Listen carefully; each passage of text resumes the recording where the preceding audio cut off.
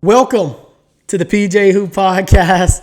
I'm your host, PJ. And if this is your very first time checking out my podcast, first and foremost, I want to thank you for taking the time out of the day to check out my podcast. This is a basketball podcast. So on my podcast, I predominantly like to talk about the NBA, but I also like to cover high school, college, and international basketball. Now, on a normal episode, I have 4 segments that I go over week in and week out. The first being a segment I like to call PJ's Echelon.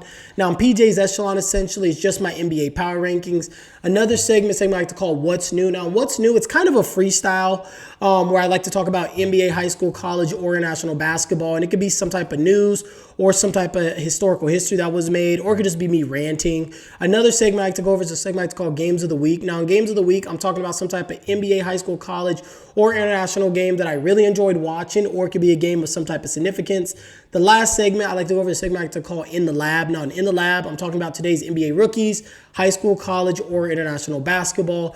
Today's episode is actually a college basketball March Madness special. So today on this podcast, we're going to go over 10 players that I'm going to be kind of just watching out closely for during the tournament. These are players that essentially I'm just scouting on a deeper level and just want to watch more of them. So that's all this really is going to be about. So I'll give you guys those 10 players who I'm going to be kind of just watching out and scouting closer in the tournament. I'll give you them here shortly.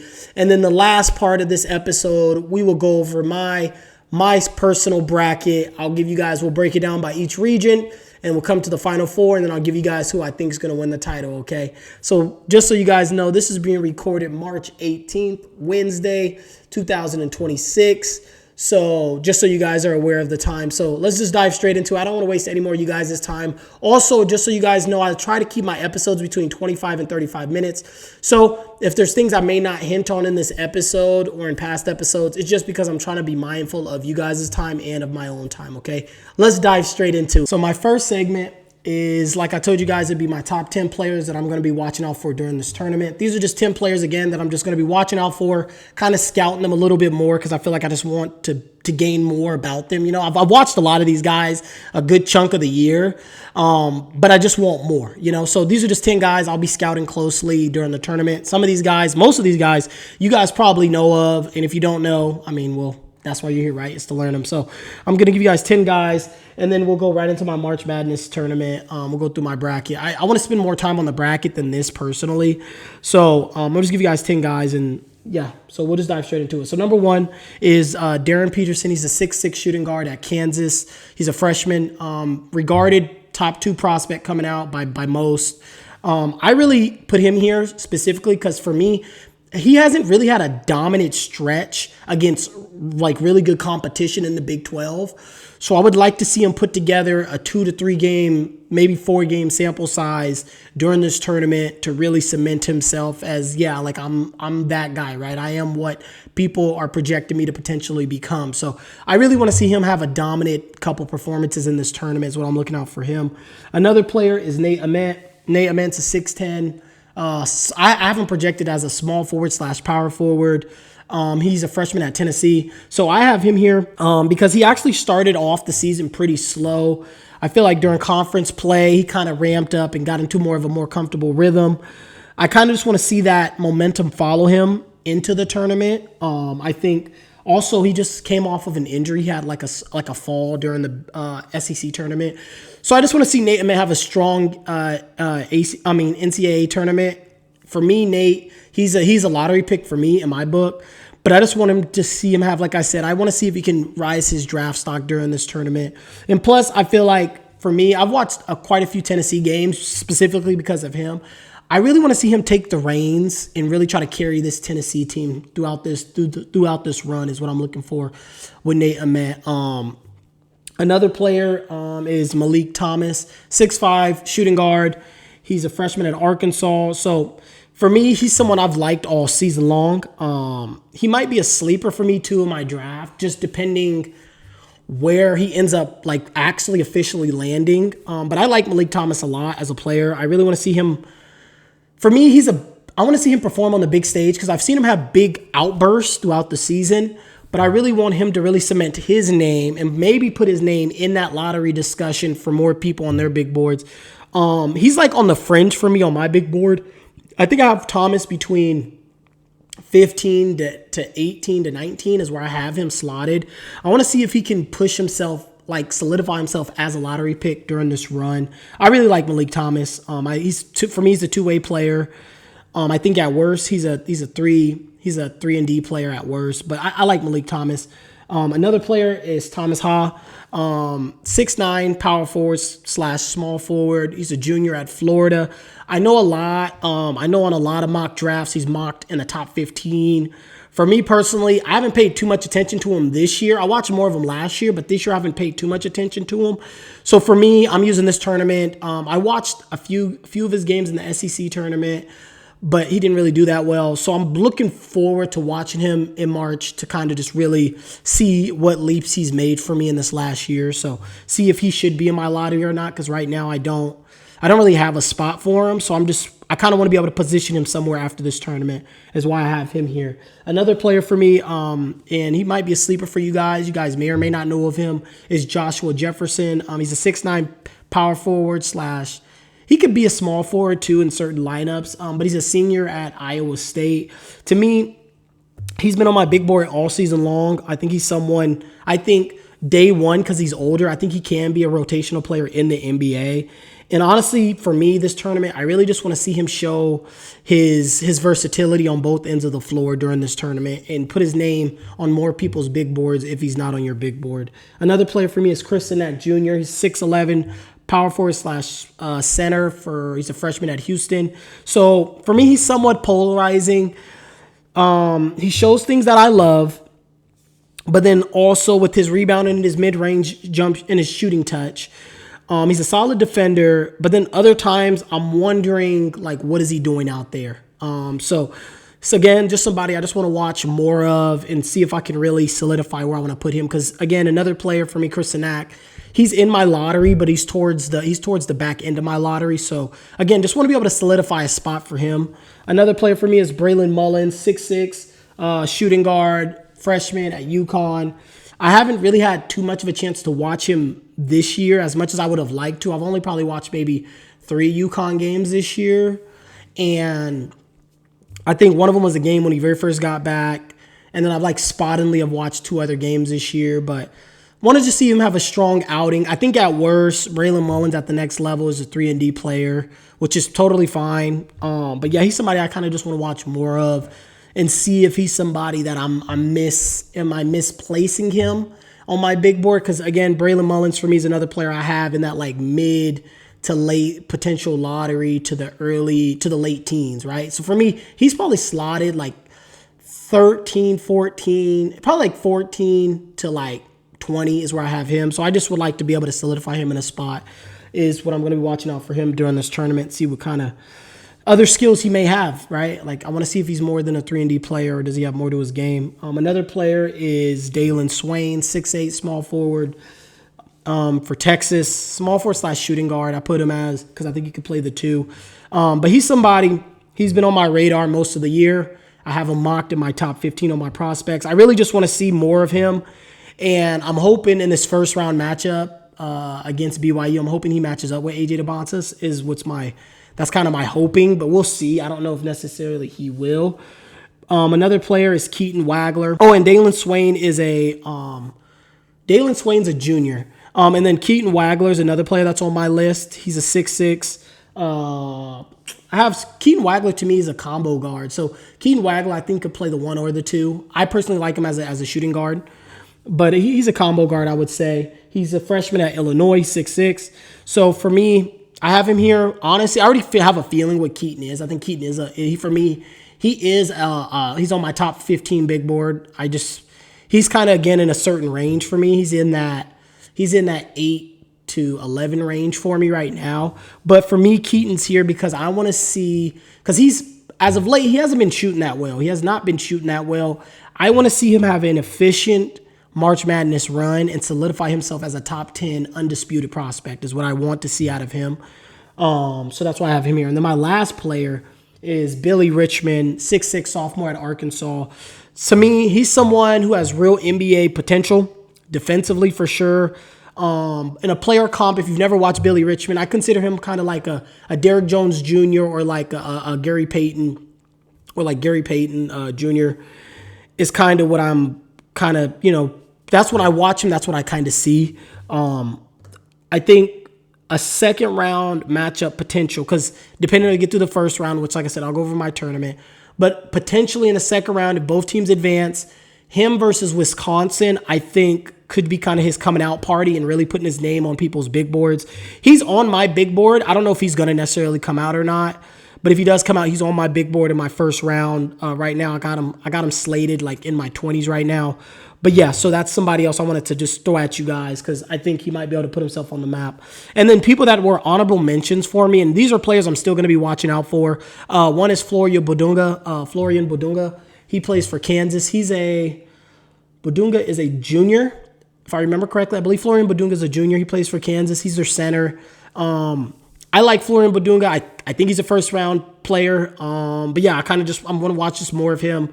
And he might match up with Duke in the second round. So that would be kind of fun. I mean, well, actually, they would match up with Duke potentially in the Sweet 16 if they get there. But he'll have St. John's in the second round if both of those teams advance. So watching him against other bigs was going to be fun to watch, and I'm excited to watch that. Another player is Amari Allen. He's a freshman. I think Amari Allen's like 6'8". I think he's about 6'8", 6'9". He goes to Alabama. He's a freshman.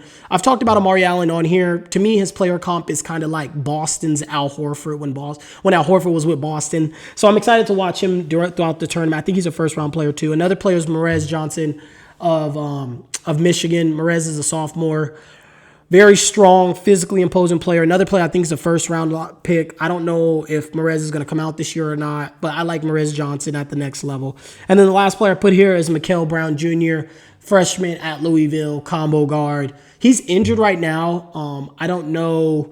We'll see if they advance or not, but he's on here too for me because, well, I've been watching Mikael for over a year now, but I feel like this year he kind of got robbed. He's had a lot of injuries, so I just want to see him in the tournament and be able to show what he's capable of doing on a big stage. But yeah, so those are kind of the players that I'm going to be looking out for. You guys let me know down in the comment section below what players during this tournament are you guys going to be watching closely for and scouting out, and what sleepers should people be watching out and scouting. You guys let me know down in the comment section below. All right, here we go. Now it's time for me to release my bracket to you guys. So you guys will see right up in the corner. We're going to do it by each region. First, we're going to start off with the East region, with the number 1 seed being none other than the Duke Blue Devils. I'm a Duke fan. But yeah, so they're the number 1 seed in that region. I'm just, like I said, I'm going to try again, not take up too much time. Again, I'm just going to try and go through this as fast as possible. So just bear with me, okay? Here we go. We'll start off with it. As you can see, I got Duke winning their first round matchup. I know we're not going to have Patrick Gumba, but that's okay. I think we'll be able to get through the first round without him. We will need him later on down the line. Another team that I have winning in their first round matchup, I have Ohio State over TCU. I know the 8-9 matchup can go either way. I took Ohio State because I think Bruce Thornton and Devin Royal, I think John Mobley, but specifically Bruce Thornton and Devin Royal, I feel like they've been waiting for this moment. These are like homegrown guys. Bruce Thornton been with Ohio State all 4 years. This is his first time in the NCAA tournament. It's hard for me to think that this dude's been waiting for this moment. And Bruce Thornton has been solid. He's been a very solid player this whole time in college. It's hard for me to picture them getting into the tournament and being one and done. That's just my personal opinion. Also, I think the size of TCU.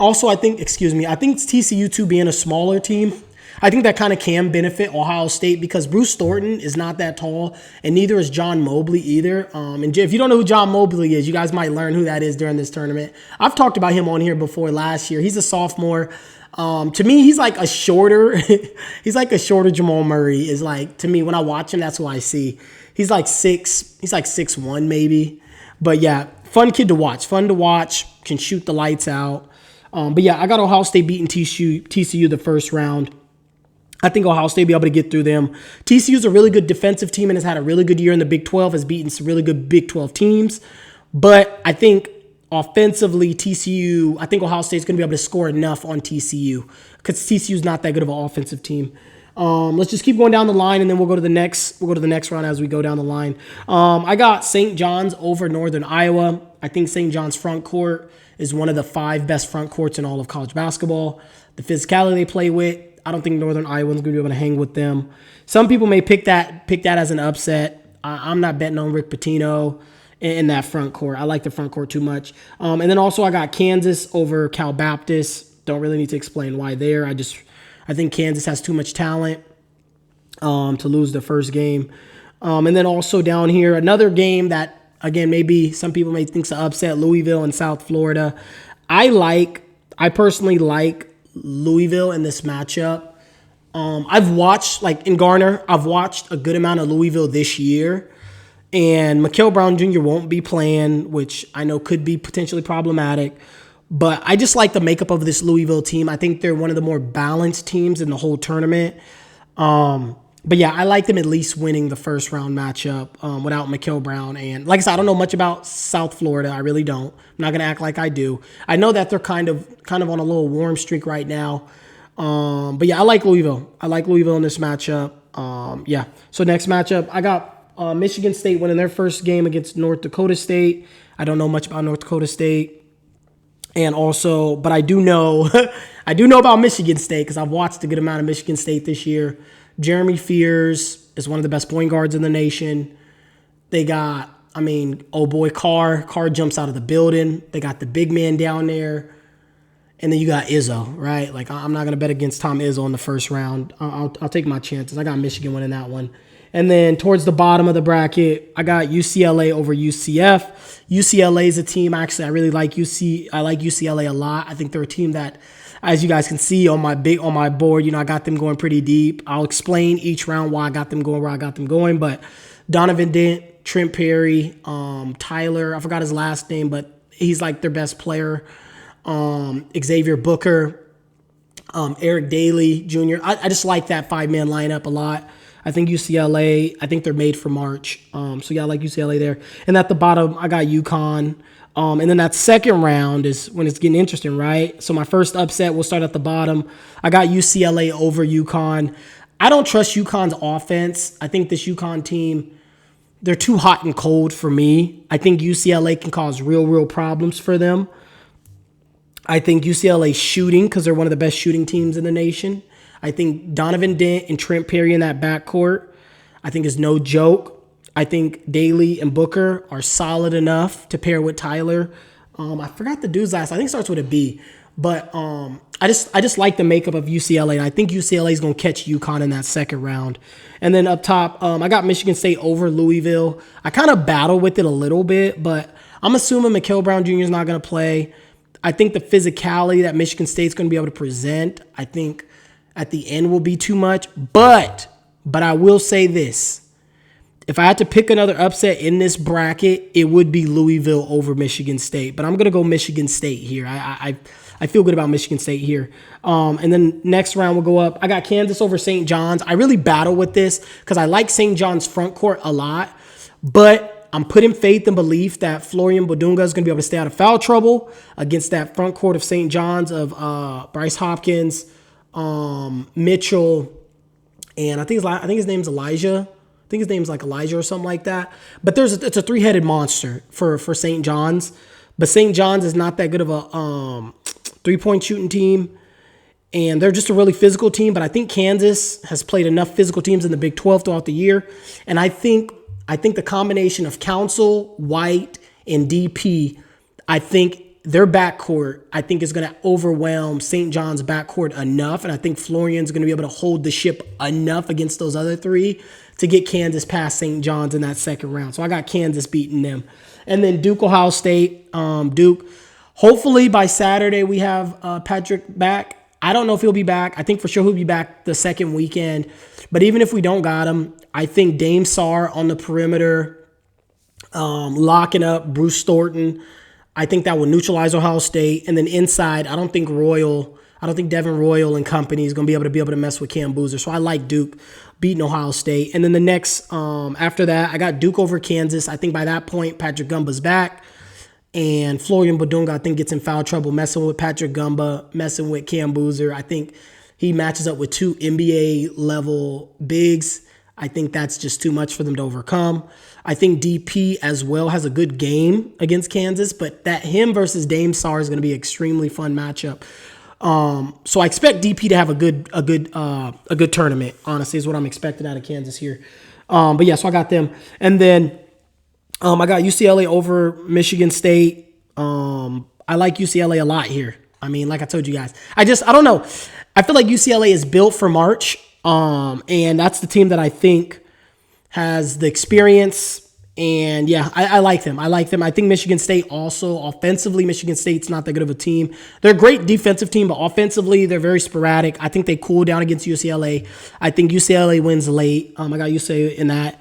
And then Duke versus UCLA. I got Duke beating UCLA in the Elite Eight to get to the Final Four out of that region, okay?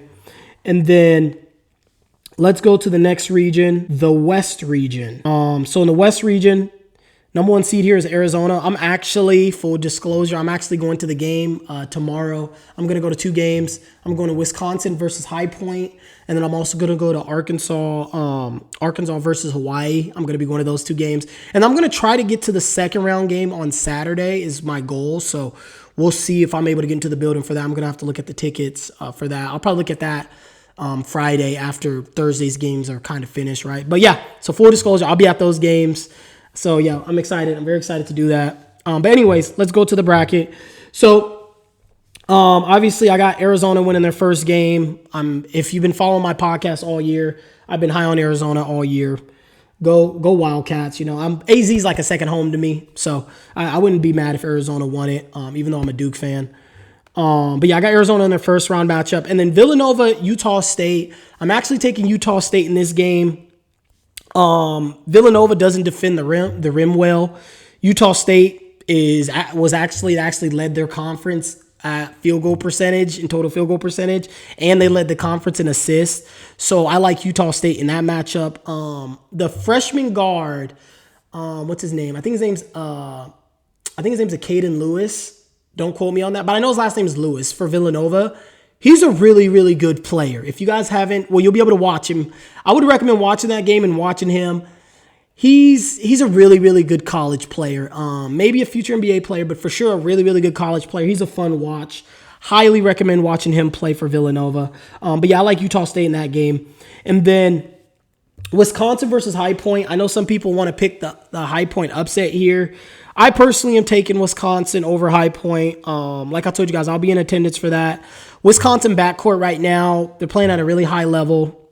They kind of cooled down in the Big Ten championship game, but that's okay. But they're playing at a really high level right now. I like their front court size too. I think the front court size will be a factor in this game. And also, nobody's talking about it, but Nolan Winter for Wisconsin is returning this game. Or did he play last game? I think he might have played last game maybe. Maybe last game or he's playing this game. I can't remember. But anyways, Nolan Winter's coming back. That's like their best big man. I like Wisconsin in this matchup. I know the upset. I know people might want to pick the upset, but I'm taking the Badgers. I watched them play. I like what I've seen out of them. I know High Point. Again, I already explained myself to you guys. And then the next matchup, I got Arkansas over Hawaii. I haven't watched no Hawaii games this year, but I do. I've glorified Darius on this podcast to you guys. I said it back in, it was the second week of college basketball here. I think it was the second or third week of it. I came on here. I told you guys I thought Darius was the best point guard in the country. He's done nothing but prove me right. Because I know some people was considering Kingston Flemings over him. Kingston Flemings is not better than him. I'm sorry to tell you guys that he's just not. But yeah, I like Arkansas in that first round matchup. I think they have too many. For one, they have too many 5-star recruits, and a lot of these 5-star recruits have matured for Arkansas. I think Arkansas gets through this first round against Hawaii.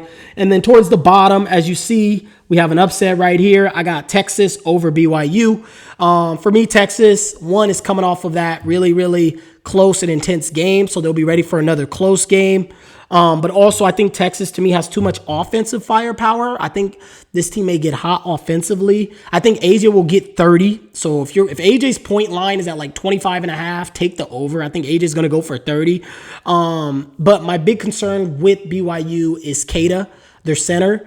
I'm worried he's going to get in foul trouble trying to guard Texas, their big man. He's a European. I can't pronounce his name, but it's a European that starts for Texas. He has a little bit of offensive skill to him. Very big. I think he's like 7'2" or something like that. Really big. I think Keita could have problems defending him. And if he gets in foul trouble, BYU's in trouble because they're already missing Richie Saunders. So, I like Texas in the upset over BYU there. And then towards the bottom, as you'll see, I got Gonzaga winning their first round matchup. I don't know much about Kennesaw State, but I'm going to give Gonzaga the grace there. And I haven't watched much Gonzaga this year either, but I'm familiar with Gonzaga. I'm familiar with who's on their team. I just haven't watched them much this year. And then at the bottom, I got Miami over Missouri. This Miami team, as you guys can see, I got Miami going pretty far. Got them going all the way to the Elite Eight. I'll explain myself as we go through it. For me, first and foremost, Jay Lucas was assistant at Duke for many years, and he was actually one of our top recruiters as well, so I'm going to root for him anyways. But also, I love the physicality and the play style of this team. I've watched them play about 4 times this year. I like their guards. They have senior guards in Donaldson and Washington. I like their big. I like Malik. I like the physicality that Sheldon Henderson, who was supposed to go to Duke, I like what he brings to the team. I like Dante Allen coming off the bench for them. They're not a good defensive team, but they're a physical one. And I think that's enough to get them pretty far in the tournament. And then in my second round, I got Arizona over Utah State. Again, Wildcats, I think is just overwhelming. To me, I would say Arizona, Michigan, have the best front courts in college basketball. Arizona backcourt's crazy. Braden Burries, Bradley. I mean, they're loaded. Arizona's a loaded team, in my opinion. I think this is the Wildcats' chance to get over the hump. But I like them against Utah State. And then Wisconsin, Arkansas. I went Arkansas because I think this game for Arkansas, and I kind of talked to you guys about him earlier. I think this is a game where Billy Richmond could put his name on the map. I think this is a game where Malik Thomas could put his name on the map. I like Arkansas against Wisconsin. I got the Razorbacks beating Wisconsin. And then at the bottom, Texas, Gonzaga. I went Gonzaga here. I have no specific reason why I took Gonzaga, honestly. I think, for me, Texas, I've watched Texas a lot this year because of Dalen Swain. Texas just runs too hot and cold for me. And I think Gonzaga has enough to get past Texas in the second round. I think they're big. What's his name? His first name I think is like Graham or something like that. Or Ike. I think his last name is like Ike or something or Kate or something like that. Anyways, they got a big man on Gonzaga. I can't remember his name, but he's really good. He's really good. It's a really good big man, one of the best big men in the country. I think that could be problematic for Texas in the second round. And then obviously Gonzaga also has a couple other like really good physical guards. So I like Gonzaga in the second round against Texas. And at the bottom, I'm sorry, I didn't even say I got Purdue over Queens. I didn't even tell you guys that. But yeah, I got Purdue over Queens. And then in the second round, I got Miami with the upset over Purdue. Again, I like the physicality of Miami. I like their play style. I like their backcourt. I like their big. And I love their coach, Jay Lucas. I think he's going to make a name for himself. And Miami's in great hands for years to come, I believe. I got them upsetting Purdue in the second round. Purdue got no defense. I think Braden Smith's going to struggle dealing with the physicality and the size and the quickness of Miami. So I like Miami in that second round upset. And then another one I got is I got Miami over Gonzaga here. Again, I just really like this Miami team. I like the makeup of their team. I think they beat Gonzaga in the Sweet 16 to get to the Elite Eight. And then I got Arizona over Arkansas. Again, Arizona's just too overwhelming offensively, defensively. It's going to be such a fun matchup to watch Darius Aguff and Malik Thomas versus John Bradley and Braden Burries. That's going to be such a fun matchup. And then on the interior, we get Koa Pete versus Brazil. That's going to be a fun matchup. I'm excited. That's going to be one heck of a matchup. It's going to be flooded with NBA talent in that game. So I'm looking forward to that. I hope I get that matchup. But I got Arizona beating them. I just think Arizona's too deep of a team. And I forgot, they have a European guy on their team too, Arizona does. He starts. Very underrated. I mean, I think that's who they're going to put on Darius to start off the game. He's a great defender. Great defender. Yeah, he's a great defender. And then off the bench, they got Delorso, Awaka. They got Awaka too. Toby. His name's Toby Awaka, I think, is his name. Those two guys, Delorso and then Awaku, those two guys to me can start on 95, 98% of other college teams. Like those two are starters coming off the bench for Arizona. Arizona's just too deep of a team, I think. I don't think Arkansas is going to be able to mess with them. So I got Arizona over Arkansas. And then I got Arizona over Miami. Arizona, to me, like I said, too deep of a team. I think if they're going to do it, this is the year they'll do it. I got Arizona in that one, okay? And then let's go to the next one, South region. And I got, in this region, I got Florida winning their first game. I got Iowa over Clemson. I got another 8-9 matchup. I got Iowa over Clemson here. Iowa got Bennett Sturts. If you haven't watched Bennett Sturts all year, enjoy watching. Very, very smooth operator, can get hot, plays at his pace. You guys might remember him last year. He played for Drake, put on a performance, put his name on the map last year. And I talked about him last year too, going into the tournament. But yeah, I think he can lead Iowa. I like Iowa's offense. Clemson has really good defense, and Clemson's an older team, but I like Iowa in that matchup. The next one, I got Vanderbilt over McNeese. I know some people might want to take the 12 and McNeese over Vanderbilt. I just think Vanderbilt's backcourt of Tyler Tanner and Miles, I just love that backcourt a lot. And I like Vanderbilt in that matchup. And then I got Nebraska over Troy. Nebraska's a great defensive team. I think their defense is strong and physical enough to go through Troy. I don't know much about Troy, but I trust what I've seen out of Nebraska, so I'm taking Nebraska there. Here's another upset for you guys. I got VCU over North Carolina in this matchup. Yeah, I got VCU over North Carolina. I think North Carolina is going to miss Caleb Wilson and what he could bring defensively. I also think VCU has enough interior defense to contain Henry Vasar for UNC. And I think UNC won't be able to stop VCU's guards at all. Trimble's a great defender, but everybody else is very questionable. I think VCU is going to be able to shred them up on the perimeter is what I'm guessing. And then I got Illinois over Penn. Illinois, arguably, easily one of the top 5 best offenses in this whole tournament, maybe higher than top 5. Great offense. They got Keaton Wagler and company. And I got St. Mary's over Texas A&M. I really like St. Mary's. St. Mary's is a young team, but I like their size. And also their shooting. They're really good shooting, and they average they're very low in turnovers. So combination of great shooting, size, and low turnover team. I like St. Mary's in their matchup against Texas A&M. And then I got Houston beating Idaho. Shout out to Idaho too. They got a really nice gym. I seen a picture of their gym earlier. Really nice gym. So shout out to Idaho. But yeah, I got Houston in that matchup. And then my second round, we'll start at the bottom.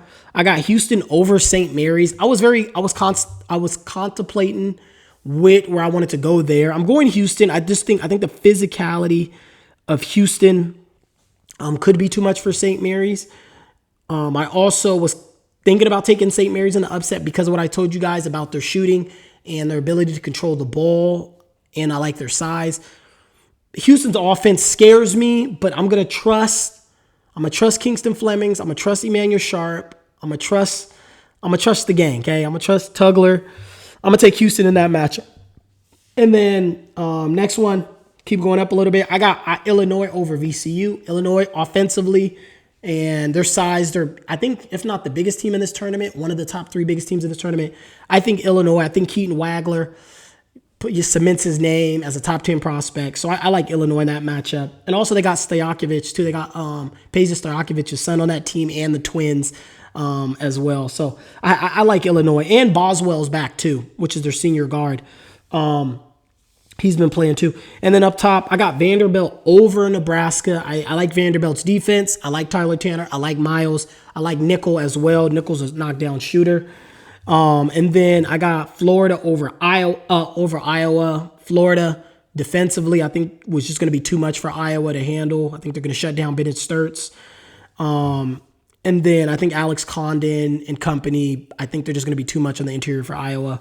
And then Florida versus Vanderbilt. This is a rematch from a game that happened not that long ago. I think Florida gets their get back against Vanderbilt. I was thinking about taking Vanderbilt, but I think Florida gets their get back. It's hard to beat a team twice, really, in that short amount of time. So I got Florida beating Vanderbilt. And then at the bottom, I got Illinois over Houston. I think Houston's offensive sporadicness, I think, catches up to them against Illinois. I got Illinois beating Houston.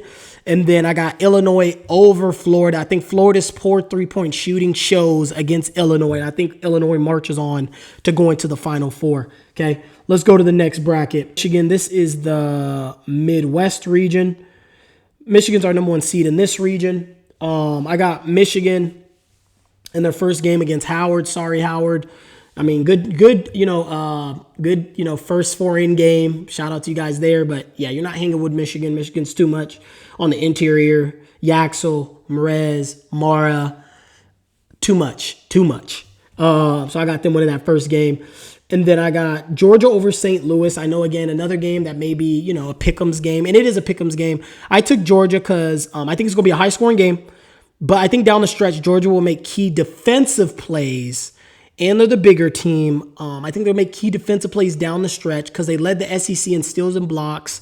And if you've watched Georgia, very athletic team, I think they'll make the right plays down the stretch to close St. Louis out. St. Louis can score, but I think just the physical nature, I think, will weigh on them as the game goes on. And I think Georgia makes a key defensive play down the stretch to win that game. And then here's an upset for you guys. I got Akron over Texas Tech. I think Akron upsets Texas Tech. Christian Anderson had a groin injury during the Big 12 tournament. They already are without JT Toppin. And I don't trust that Christian Anderson's 100%. Christian Anderson has played a lot of basketball over in Germany and for Texas Tech. I've actually talked about Christian Anderson since I started this pod. So if you've been following me since then, I've talked about him a lot. But I think Akron's a good shooting team. They're a little undersized. But I think they'll be fine. I think the key to Texas Tech winning this game will be Lawan Watt. That's who I think it will be the key if they're going to win this game. But I'm taking Akron in the upset. I got Bama winning their game. I know, again, somebody might want to take that upset.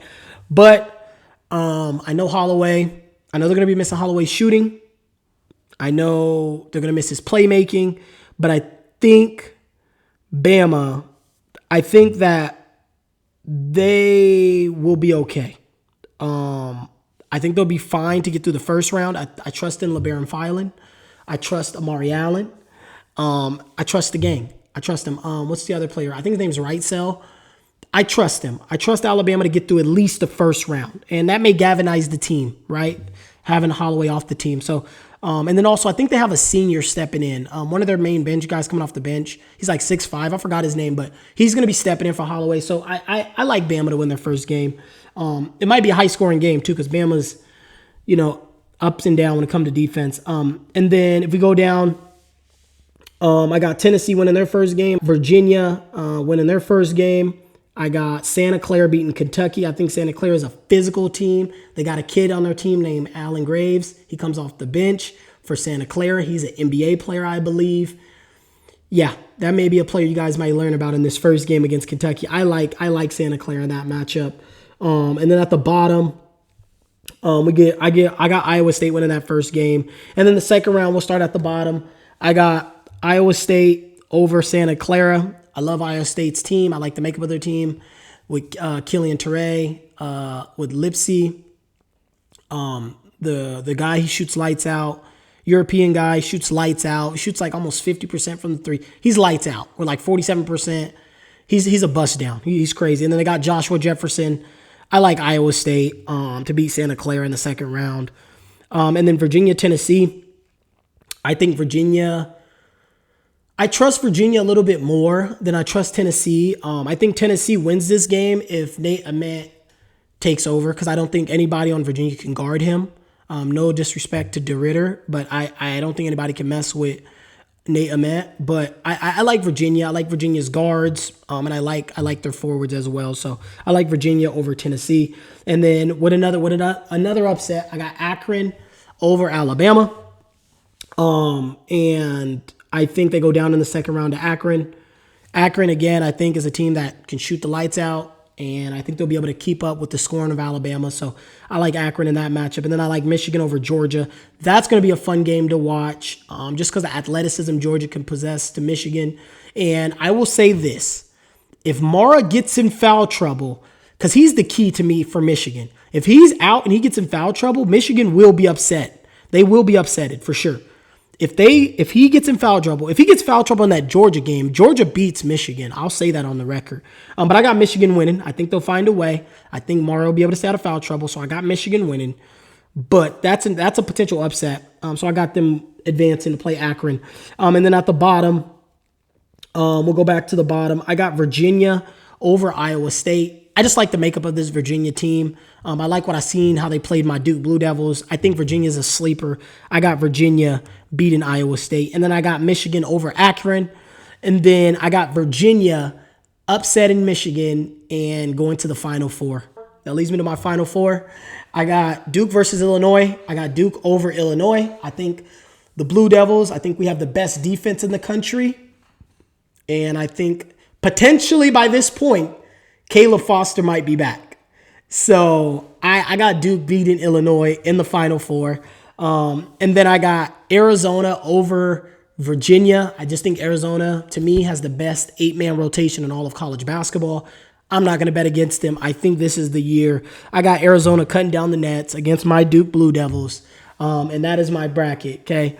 You guys, let me know down in the comment section below, what is your bracket? And then next week, we'll probably get more back on track. We'll go back to our normal 4 segments. Otherwise, I thank you. Thank you for tuning into the PJ Hoop Podcast. I'm your host, PJ, and PJ is out.